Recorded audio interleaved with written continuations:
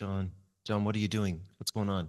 Well, the cost of everything is getting more and more expensive, from our healthcare to our travel to all these junk fees on our accounts. It's like money's going out faster than it's coming in. Okay, relax. Today's guest will alleviate some of your frustrations. Who in the world has any idea what's going on in this economy?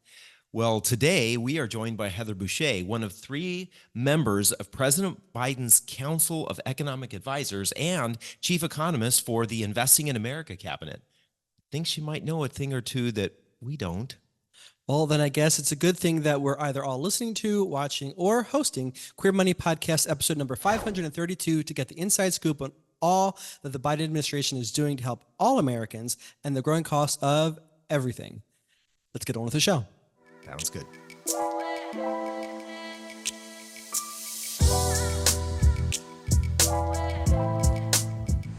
The mission of Queer Money is to financially empower the LGBTQ plus community. Join us in thanking Capital One for supporting that mission. So welcome Heather Boushey to the Queer Money Podcast. We're excited for a very timely and necessary discussion. Thank you. I'm so happy to be able to be with you here today. Thank you so much for having me. Definitely. Likewise. Thank you so much. So we wanted to kick off this conversation because President Biden came into office during the heart of the pandemic, and we were already at that time seeing serious signs of weakness in the economy. Can you provide some behind the scenes perspective of what kind of tone that set for the Biden administration for the next 4 years then? Oh, definitely. In some ways, I remember those days like they were yesterday, but they also feel like a complete lifetime away. You know, you have to remember that in 2020 during the campaign, that's when the pandemic hit and everybody was telecommuting and, you know, it was so hard to connect with people. In fact, I will just note that, you know, during the campaign and the transition, it was unlike any campaign I'd ever worked on because you weren't together in a room. Everyone was at home and, you know, we're sort of communicating versus, you know, via the Google document. In fact, there's many people who I grew to really adore through the Google Doc because I loved their comments, but I, you know, was so excited when I finally got to meet them in person. And some of them weren't until many years later because they ended up in different agencies. At any rate, it's a long way of saying we were in the middle of a global pandemic. And we were so worried about, you know, how communities and families and small businesses were going to be able to get through that pandemic. And importantly, by the time the president took office, how we were going to get the vaccine out and really make sure that we wrapped our arms around that pandemic and helped people recover. And so, you know, pandemic was raging, unemployment was high, over 6%. And the 3 months before the president took office, we'd only created 60,000 jobs per month on average. Now, to just to the regular listener, maybe that sounds like a lot of jobs, but an economy, a healthy economy, is generally creates somewhere between 150 and 250,000 jobs per month, and 60 is very small, especially relative to the millions of jobs that we'd lost during the pandemic. During that shock. So we were in a hole in terms of the economy, and we were very worried about where it was moving forward. So our first order of business was to get the economy back on track. And the first thing to do to make that happen was to address the pandemic. So the American Rescue Plan, which was the first major piece of legislation the president signed, focused on giving communities all across the country what they needed to deal with the pandemic, getting that vaccine out to every community all across the country, making it free and accessible and all of that, and then giving schools and businesses what they needed to be able to get through. And we didn't know what was going to happen with the pandemic. Would it quickly be over, or would there be repeated waves? We needed to make sure the communities had all the resources they needed. And then it was so important, and this cannot be stressed enough. So many of us that came into the administration had been in, positions of being economists or in positions of authority, like Janet Yellen had been during previous downturns, to have seen what happens when you don't act quickly enough for workers, for families, for businesses, for communities. And what that can lead to is scarring, what we call economic scarring. If you get laid off and it takes you, years to find that next job, that can have a long-term effect on your lifetime earnings. And we saw a lot of that kind of scarring during the Great Recession that followed the financial crisis in 2008. And we were determined to not let that happen again. And so the American Rescue Plan, provided a jolt to the economy to make sure that people could weather that storm and get back to work quickly. There's many things that I'm proud about being in this administration, but let me give you just 2 data points that just always bring me joy when I talk about them. First, we had the strongest job recovery of any economic recovery over my professional career. More jobs created quicker than after the financial crisis, after the tech bubble in 2001, the jobless recovery of the early 90s that I graduated from college into. We rocked it. And that means that millions of people did not experience that kind of long-term economic scarring. That's thing one. And the second thing, of course, is that we really did get that vaccine out. That was so important to making sure that all across the country we were able to move forward. And one of the things that we saw happen so quickly is millions of people stood up and said, this is a good time to start a new business. Mm-hmm. And what is a new business? That is an act of hope and optimism about the economy. So we've now had 3 years of record numbers of small business startups, a record number of Black-owned businesses starting up in America. It looks like we might be on target to have a 4th year. Every one of those new business applications is someone who says, I see economic opportunity for me and my community. And maybe they got a little bit of help during the pandemic. Maybe they left a job they didn't like or didn't really fully tap into their productivity. But that is what is now driving our economy forward. This economy that continues to deliver jobs, good jobs, and wages that have been rising faster than inflation. And that economic opportunity is indicated by all the people that have started new businesses. Wow. You had no small feat coming into leadership at that time.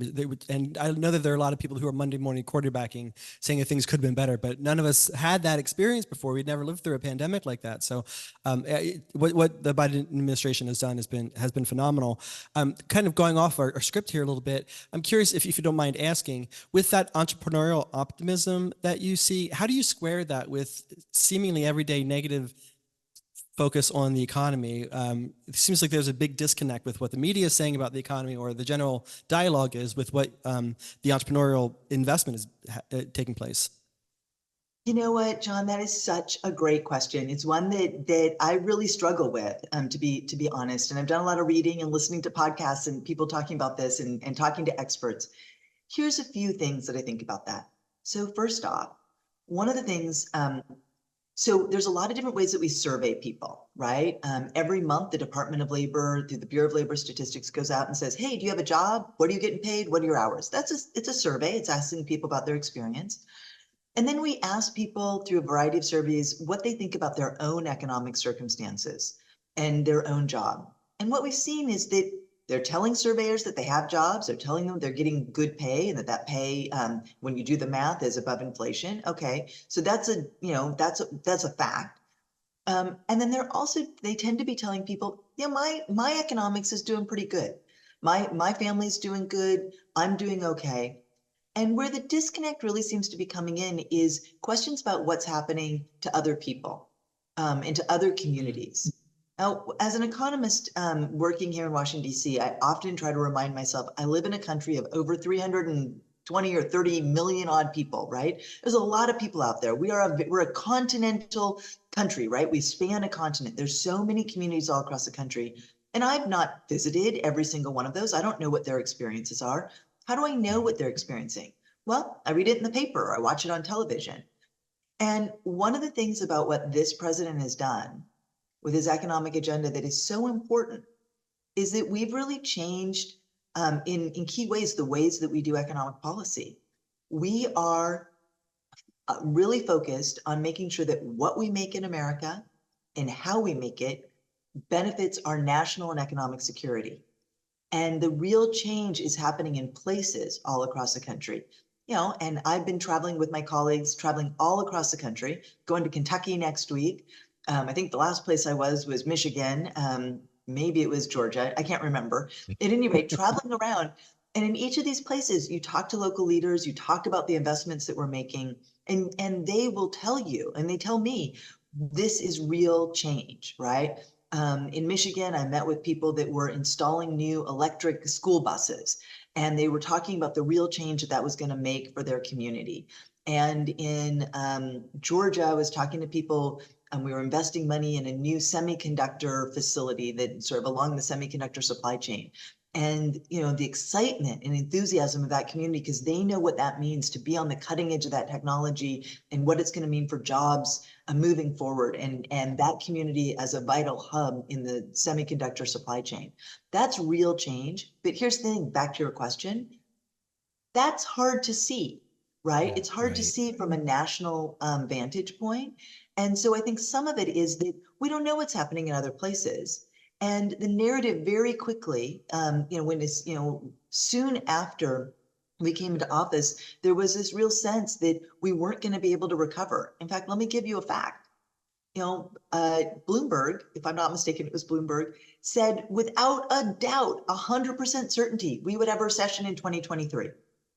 We did not have a recession in 2023. Nothing could be further from the truth. And yet that year, every time I went on a radio show or television show or talked to people, oh, when's the recession coming, Heather? It's like, well, we're not seeing that, but that's all people were talking about. And I think people got really scared about what was happening in places that they couldn't feel and touch. Now, I have no idea, so I don't want to put words in people's mouths or assume. I'm not assuming that I know, but I do know that what I'm seeing on the ground and what I'm seeing in surveys that are asking people about the thing they know best, their own experience, both of those indicate a really strong economy and a really strong economic recovery and a real excitement about the Investing in America agenda and what that looks like.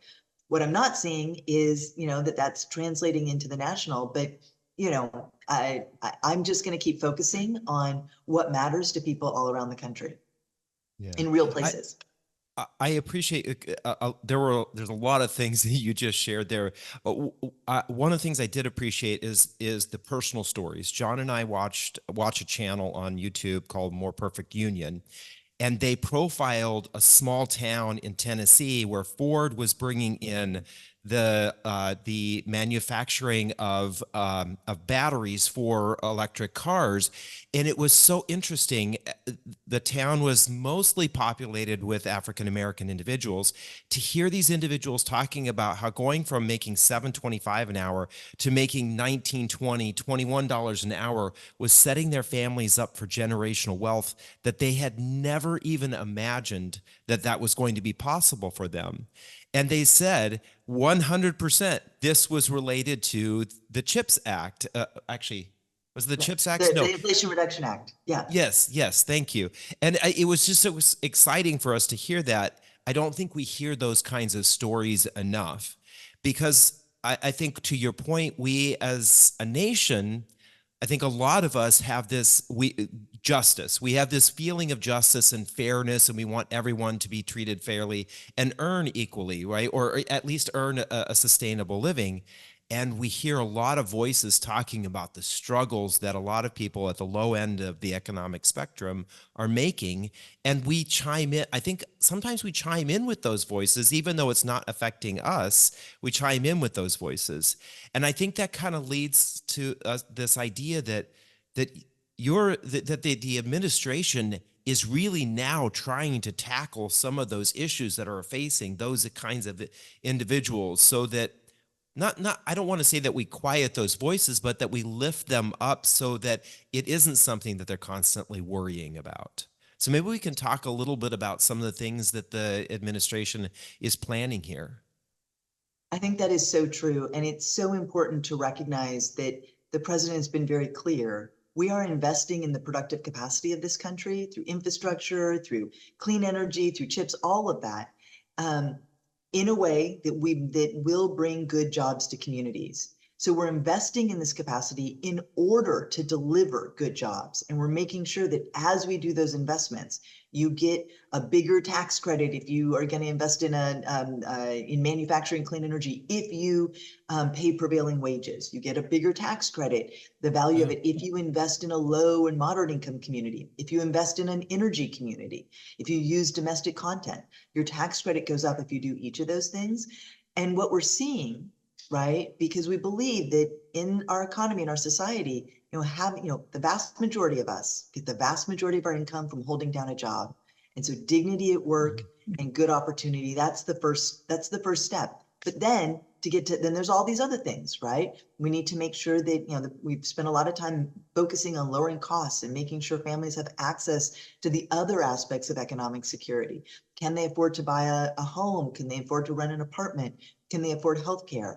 These are all sets of issues that the president has really prioritized, on top of making sure that you're making those foundational investments, and you're also then making sure that those things, especially those big ticket items, are affordable. And I think that, pre-pandemic, many of those big ticket items were unaffordable for millions of families. And post-pandemic, we've done a lot, but how you measure progress is also really important. You can't turn everything on a dime or solve all the problems at once, but how are you measuring that? What are your metrics of success towards the world that we want to live in, right? Towards the world where everyone has access to all of those basic needs. Capital One Auto Navigator does more than just auto financing. We're here to help you find a car you love, too. Shop millions of cars from thousands of dealers nationwide. Research your favorite makes and models. Explore dealers near you and more. All on Auto Navigator. Let's dive into some of the specifics, because I think right now, especially in the media, one of the big concerns that we hear talked about over and over again is the cost of housing. Because the pandemic, whether we like it or not, the pandemic had a major impact on home prices going up, because so many people wanted to get to larger spaces. So from what I read, the administration has two programs that they're focusing on that have the potential to help millennials and Gen Z especially get into the housing market. Do you mind talking a little bit about those? Happy to. And housing is so important. And, especially because of the higher interest rates, it's harder to afford that new home. There's a few things that the president has done. So first, he has a housing supply action plan that is calling on Congress. So he needs Congress's help to do this, to be clear, to build 2 million new homes. And we know that one of the things that we really need to do is to expand the supply of housing. So he's focused on that first, right? Or not, first, but that's the first plank, that we need to make sure that there are enough homes. So we're expanding the supply. That'll help bring down costs, right? If you increase the supply, that's a really important thing. And of course, we have seen record housing construction last year. So we are moving, that is moving forward, even as we wait for Congress to work with the president to pass this plan. The other pieces of the president's housing action plan would be to make it easier for folks to buy that first-time home. So he's proposing $10,000 in mortgage relief for first-time home buyers. And that's a policy that many places have had over time. So that's not necessarily a new idea, but new for us. And that, again, would require Congress, but is a super important way to help somebody be able to make that down payment for that first home. And additionally, the president is proposing $25,000 in down payment assistance for first generation home buyers. So if you are the first gen home buyer, like first in your family to do this, really giving you that leg up, because we know that intergenerational wealth matters, and it can matter as to whether or not you have that down payment in the beginning. So those are two of the ways. And then of course the president recognizes that there's still a lot of people that rent. And it's really important to make sure that renters have they have rights. And so the White House has a blueprint for a renter's bill of rights that is, really making sure that as you're going out there and renting an apartment, that there are not unfair practices. And here's something that I think is really important, that the president has directed the Department of Justice to make clear that if you use an algorithm to inflate your rents, that can be a violation of the antitrust laws. So that is really because it's the connection between tech and AI and how businesses are using it, but also, just a quick digression here, it's emblematic of how the president has been focused on making sure that markets deliver, that the markets that we buy, all the things we buy, that those deliver for consumers as well as workers, as well as small businesses. And so saying, hey, it's not fair to charge you, overly inflated rents. That is a part of the president's whole of government competition agenda. And it's just one of the myriad ways that you can see the president is working to lower costs and to make sure that things are fair for all of us. Thank you so much for sharing that. Some of that I was not even aware of. So we're excited to dive deeper into that in the future. We only have you for a little bit more time. Our audience tends to skew a little bit older, and they're talking about or already are in retirement. And a prevailing question that we get is, where can I retire that I'm unabashedly accepted for who I am, but that's also affordable? And one of the places that we talked about recently on the show was Palm Springs, but we learned that the healthcare there is not as ideal as some of the older folks would like it to be. So healthcare costs are a really big concern for our community. What is the Biden administration doing to help address some of those growing costs? So many things. I mean, it's a very long list. Let me just go over a couple. And healthcare is so important. It's a long-standing challenge. Of course, we made a lot of progress with the Affordable Care Act many years ago that expanded the opportunity for people to get health insurance if they aren't getting it from, particularly if they aren't getting it from their employer in an affordable way. One of the things that we did, the president just knows that access to healthcare and that affordability is so important for dignity and should be a right, not a privilege. So one of the things we did as a part of the American Rescue Plan was to give people funds to help them afford those insurance payments as a part of the Affordable Care Act. And so that went out to families across the country, lowering their costs. Again, we'll need Congress to act to continue that kind of assistance. But other places that we've acted, particularly for aging folks, is that we've done two things that I want to emphasize. So first, so many Americans have diabetes. And one of the things that the president did is that he capped insulin at $35 a month. That, if you have Medicare, and that lowers prices for all those folks who have diabetes, who need that. It helps them and their families, give them that little bit of breathing room to really, make sure that they have that extra money that they don't have to spend on insulin. The second thing that he did, so important, is that this is the first president to actually negotiate with pharmaceutical companies over prices for really important drugs as a part of Medicare. So the president has announced the first 10 drugs that they are negotiating prices over, and more to come on that. But that will really help lower those costs for prescription drugs for folks on Medicare. So that's our aging populations. So that is really, really important, and we believe that can save families up to $400 per year on prescription drugs over time. And so these are just some of the key things that he's focused on. Yeah, that's wonderful. Awesome. Yeah. While we still have you, I think we have an opportunity to be able to cover the cost of education in the United States. One of the pieces of feedback that we're getting from our listeners is, especially now, is that wannabe college students in the less accepting states, the don't say gay states, are now migrating to out-of-state schools to be accepted, to feel safe. But then, of course, there's exponential cost to that. So there's a myriad of problems that the country's facing, but then, of course, the LGBTQ plus community is facing as well. What are some of the things that the Biden administration is doing to help address some of those costs? Well, in preparation to talk to you, I did look up some of the stats, and my understanding is that the LGBTQ plus community, that those graduates have an average of 16% more student loan debt. And what you just said, having to flee a state where you could get in-state tuition to go to another state, that also, that just increases your costs. It increases your cost to, go back and visit your family, to move, to maybe, have to have your own apartment instead of being able to live at home. All of those things, on top of the out-of-state tuition or all of that, that all adds up. And that is likely to add to those costs moving forward, let alone that graduates already have more debt. So, I can understand why this would be a really, really important conversation for your audience. Listen, the president has been so clear. He has been fighting to cancel student loan debt. And he has been doing this no matter, how many times Republican elected folks try to stand in our way or in his way. This has been so important. And so all told, the president has announced let me just get my numbers right here. In May, he announced $7.7 billion in debt cancellation for tens of thousands of borrowers all across the country.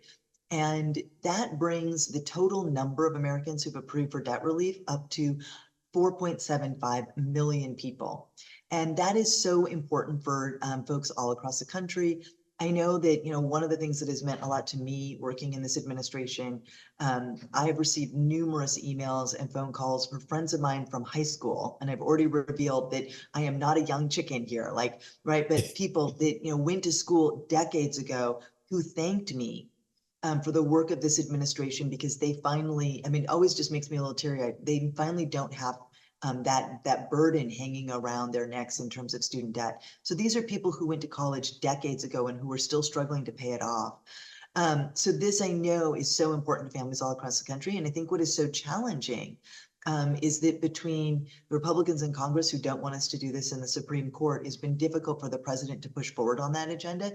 But let me tell you all, he remains committed to it and will continue to fight for the ability of students to not have that burden. Yeah, Graduates to not have that burden. definitely appreciate that. I always, and I think you made a really good point early on that for many of us, we want the solution to this now, right? We want the solution to, because we're dealing with whatever our issues are, affordable homes or healthcare issues or the cost of student loan debt. These are things that do unfortunately take time, and we do have to let it go through the process, because thankfully, at least for now, we don't have an autocrat as a president who can just sign away and say this is what's going to happen. We still need to allow things to go through the process, and hopefully that will stay the case. Well, let me just, note on that. It is important that democracy takes time and it takes participation, and it requires people make their voices heard on what's important to them. And certainly, hearing from friends, at least, that's not a poll, but hearing from people about what matters always helps me doing my job. But it's also hard when you're, pushing uphill and, folks in Congress don't, the Republicans don't want to work with us on these things, on so many of these issues that are so important to American families. The president is really committed. He talks about this all the time, to grow the economy from the middle out.